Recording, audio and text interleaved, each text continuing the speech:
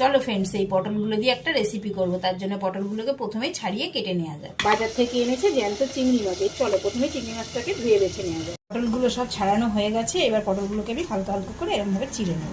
পটলগুলোর মধ্যে নুন হলুদ মাখিয়ে আমি ভেজে নেব। তেল গরম হয়ে গেছে, এবার পটলগুলো আমি ভেজে নেব।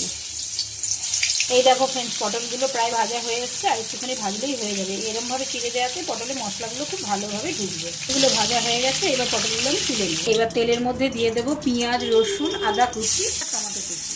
এইবার এগুলোকে একটু হালকা ভেজে নেব। এইবার এর মধ্যে দিয়ে দেবো চিংড়ি মাছ।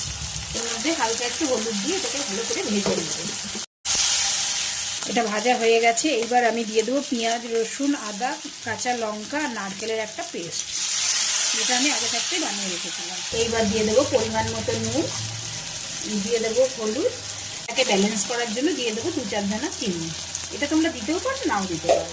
এটাকে ভালো করে কষিয়ে নেবো। দেখো ফ্রেন্ডস, এটা কষানো হয়ে গেছে, এর থেকে তেল ছেড়ে দিয়েছে। এইবার আমি দিয়ে দেবো সামান্য পরিমাণে জল। এইবার দিয়ে দেবো ভেজে রাখা পটলগুলো। গ্যাসটা কমিয়ে দেবো, এটা আস্তে আস্তে হবে, তাহলে মশলাটা ভালোভাবে ভেতরে ঢুকবে। এটা হয়ে গেছে, এইবার দিয়ে দেবো একটু গরম মশলা দিয়ে। এই দেখো ফ্রেন্ডস, তৈরি আমার গোটা গোটা পটল চিংড়ি কষা।